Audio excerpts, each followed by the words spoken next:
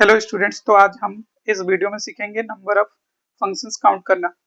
Suppose date यहाँ पे दो सेट हमने ले लिया। सेट ए में m एलिमेंट्स है एंड सेट बी में आपका n एलिमेंट्स है और ये फंक्शन ए टू बी में गया है। तो अगर हम लोग ये काउंट करने की कोशिश करें कि टोटल नंबर ऑफ फंक्शंस जो होगा वो कितना होगा, तो इसके लिए आप ये देखो कि सेट ए में आपके पास जितने एलिमेंट्स हैं, सेट ए में अगर फर्स्ट एलिमेंट लिया तो उसके पास n चॉइस है, वो सेट बी में कहीं भी लग सकता है। सेकेंड एलिमेंट लिया उसके पास भी n चॉइस है, फिर थर्ड एलिमेंट लिया उसके पास भी n चॉइस है। तो ऐसे देखें तो m वाले के पास भी n चॉइस होगा, तो n जो हो गया m टाइम्स आ गया, तो टोटल नंबर ऑफ फंक्शंस जो होता है n to the power m होता। सेकेंड, अगर हमें number of one function count करना है, तो number of one functions count करने के लिए सेट ए में जितने भी एलिमेंट्स है, इसके रेस्पेक्ट में सेट बी में एक एक वैल्यू मिलना चाहिए बस। तो आप यूं समझो कि सेट ए के जितने एलिमेंट्स हैं और यहाँ पे सेट बी में है, तो हमने क्या करना है कि सेट बी में से हमने कोई भी m एलिमेंट सेलेक्ट कर लेना है। अगर यहाँ पे केस अपने पास n ग्रेटर देन m है, तो n में से हमने कोई भी m सेलेक्ट कर लिया, फिर उनको अरेंज कर लिया, तो m फैक्टोरियल हो गया। अगर आपके पास n जो होता लेस देन m होता, तो ये फिर पॉसिबल ही नहीं होता, क्योंकि a में एलिमेंट्स कुछ बच जाते, तो यहाँ पे आंसर जो होता वो 0 होता। अगर इसी में हमें निकालना रहे number of many one functions, तो number of many one functions के लिए आप क्या करो कि टोटल नंबर ऑफ फंक्शंस जो है, total number of functions minus one function of minus कर दो, तो इससे आपका मैनी वन फंक्शन निकल जाएगा। इसके बाद number of onto function निकालना रहे, number of onto function निकालना रहे। तो ऑन टू फंक्शन ये होता था कि आपका रेंज इक्वल टू कोडोमेन हो जाता था। तो number of onto function निकालने के लिए हम लोग एक तो ऐसे कर सकते कि suppose that division and distribution, हमने एक डिवीजन एंड डिस्ट्रीब्यूशन हमने पढ़ के रखा है पीएनसी में, तो उस मेथड से भी आप कैलकुलेट कर सकते हो कि, तो यूं सोचो कि हमें ए में जितने भी एलिमेंट्स रहेंगे और बी में जितने भी एलिमेंट्स हैं, तो ए के जितने एलिमेंट्स है एक्चुअल में वो आप यूं समझ लो कि कुछ ऑब्जेक्ट्स हैं, और बी वाले जो हैं वो कोई पर्सन है। तो ए के जो ऑब्जेक्ट्स हैं वो एक्चुअल में बी में डिस्ट्रीब्यूट करना है। तो हम डिवीजन एंड डिस्ट्रीब्यूशन अगर पीएनसी का कॉन्सेप्ट लगाएं तो भी ऑन टू फंक्शन निकाल सकते हैं, और इसके लिए एक फॉर्मूला भी दिया गया है, डायरेक्टली आप उससे भी कैलकुलेट कर सकते हैं। लेस देन m होता, इट मीन्स यहाँ पे देखो आपके सेट ए के पास ज्यादा एलिमेंट्स होते हैं सेट बी से, तो इसका फॉर्मूला कुछ ऐसे आता कि n to the power m minus n C one into n minus one to the power m plus n C two n minus two to the power m minus n C three m minus three to the power m, और ये alternate plus minus चलते जाता।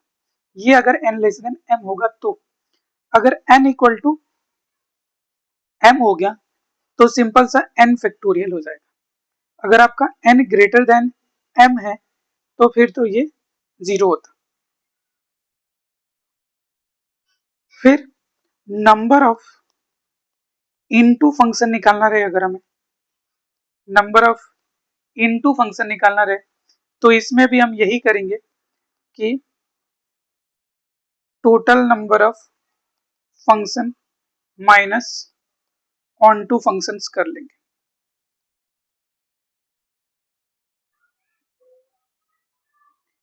इसके बाद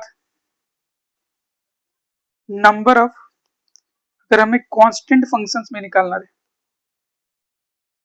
number of constant functions निकालना है, तो ये हो जाएगा आपका n। It mean set B के पास जितने भी एलिमेंट्स उसके इक्वल हो जाए। तो इससे रिलेटेड एक क्वेश्चन ले लेते हैं। इफ सेट A, इसमें दिया 1 2 3 4 5 6 एंड सेट B में दिया हुआ है 11 12 13 एंड 14। तो हमें देन फाइंड नंबर ऑफ, पहला है टोटल फंक्शन, सेकंड है 1 1, थर्ड है मैनी वन, फोर्थ है ऑन टू, फिफ्थ है इनटू, सिक्स्थ है कांस्टेंट फंक्शन। तो जैसे फर्स्ट वाला क्वेश्चन है, तो इसमें आप देखो फर्स्ट वाले का क्या था कि इधर जो भी एलिमेंट्स है सेट ए, उसके पास चॉइस रहता 4 चॉइस। तो पहले वाले के पास भी 4 चॉइस, सेकंड वाले के पास भी 4, थर्ड वाले के पास ऐसे 6, सबके पास 4 चॉइस। तो ये आंसर हो जाता 4:6। सेकंड जो है उसमें देख लो आपका 1 1 फंक्शन, लेकिन इसमें देखो कि सेट ए में जो है नंबर ऑफ एलिमेंट्स जो है सेट बी से ज्यादा है। तो ये तो इसमें अगर 4 एलिमेंट्स को एक एक एरो लग गया बी वाले में, लेकिन 2 बच जाएगा। तो सेट ए में अगर एलिमेंट्स ज्यादा रहे सेट बी से, तो वो हो जाता 0। अदरवाइज हम उसमें से सेलेक्ट करते और फिर अरेंज कर लेते। तो सेकंड का आंसर तो 0 हो गया। फिर थर्ड, थर्ड क्या है मैनी वन। तो मैनी वन के लिए हम क्या करते हैं, टोटल माइनस 1 1 कर देते। तो टोटल तो 4:6 है, और माइनस ये 1 1 0 है, तो ये 2:, ऐसे 12 भी लिख सकते हैं, -0 2:12 जो हो जाता 4096 होता। इसके बाद फोर्थ वाला काउंट करना है ऑन टू फंक्शन। तो ऑन टू के लिए हम डिवीजन एंड डिस्ट्रीब्यूशन लगा सकते हैं। फर्स्ट वाले जो है सेट में 6 एलिमेंट्स है, सेकेंड वाले में 6 डिस्ट्रीब्यूट करना है 4 पर्सन में। तो ये 1 1 और 2 2 6 हो गया, और यहाँ पे 3 ले लिया तो 1 1 1। तो देख दो केस हुआ, तो इसका आंसर हो जाता है 6 factorial divide by 1 factorial 1 factorial 2 factorial 2 factorial divide by 2 factorial 2 factorial और इंटू 4 फैक्टोरियल, और प्लस सेकंड केस होता है 6 factorial divide by 3 factorial 1 factorial 1 factorial, फिर 1 फैक्टोरियल इंटू 1 3 टाइम्स आया है तो 3 फैक्टोरियल, ग्रुप्स 4 है तो 4 फैक्टोरियल। तो अगर इसको कैलकुलेट करें तो 6 इंटू 5 इंटू 4 3 2 फैक्टोरियल, और डिवाइड बाई 2 फैक्टोरियल 4 टाइम्स है तो ये तो लिख सकते हैं 2 इंटू 2 इंटू 2 इंटू 2, और 4 फैक्टोरियल को लिख लिया 4 into 3 into 2 factorial. 2 factorial cancel out, ये भी 2 फैक्टोरियल कैंसिल आउट, ये 2 इंटू 2 4 कैंसिल आउट। तो 6 5 30 30 30 इंटू 4 120 120 इंटू 3 360 360 इंटू 3 ये हो गया 1080। फिर ये 6 इंटू 5 इंटू 4 इंटू 3 फैक्टोरियल, और 3 फैक्टोरियल है, और इसको लिख दिया 4 इंटू 3 फैक्टोरियल। तो 3 फैक्टोरियल कैंसिल आउट, 3 फैक्टोरियल भी कैंसिल आउट। तो ये हो गया आपका 6 5 जा 30 30 4 जा 120 120 4 जा 480 हो गया। तो ये हो गया 0651, तो 1560 हो गया।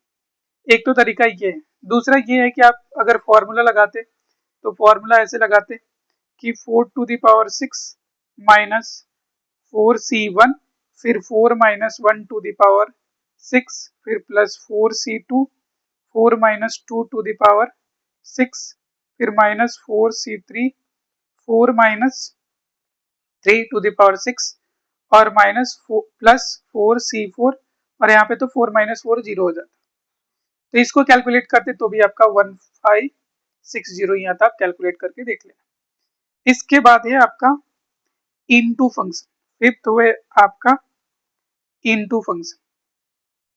तो इनटू फंक्शन के लिए फिर हमें क्या करना है कि टोटल माइनस ऑन टू कर देना है। तो टोटल क्या है 4096 और माइनस ऑन टू क्या है 1560। ये हो जाता आपको, ये आपको हो जाता 2536 हो जाता। ऐसे ही लास्ट वन जो है इसमें पूछा है कांस्टेंट फंक्शन। कांस्टेंट फंक्शन में तो बी में जितने एलिमेंट्स होगा वो हो जाएगा। तो कांस्टेंट फंक्शन जो होगा वो आपका हो जाएगा 4। इसमें एक और चीज है, अगर आपको नंबर ऑफ, जैसे set A and set B है, इनके पास फाइनाइट एलिमेंट्स है और ये फंक्शन ए टू बी में जो है ये फंक्शन बाइजेक्टिव है। बाइजेक्टिव है इट मीन्स ये 1 1 और ऑन टू दोनों है। इसका मतलब ये है कि सेट ए के जितने भी एलिमेंट्स होंगे सेट बी में उसका एक जो होना चाहिए, एक तो एरो लगना चाहिए और ऑन टू होने के लिए रेंज जो होना चाहिए वो कोडोमेन के इक्वल होना चाहिए। तो इससे ए में एक्चुअल में जितने एलिमेंट्स होगा उतने ही बी में भी होना पड़ेगा, तभी वो बाइजेक्टिव होगा। तो सेट ए में n एलिमेंट्स होता, सेट बी में भी n होना पड़ता। तो इसका आंसर जो हो जाएगा नंबर ऑफ बाइजेक्टिव फंक्शन जो हो जाएगा ये हो जाएगा आपका n फैक्टोरियल। तो जैसे एक क्वेश्चन है कि इफ सेट ए के पास 2 3 5 7 8 9 then find total number of bijective function in f a to a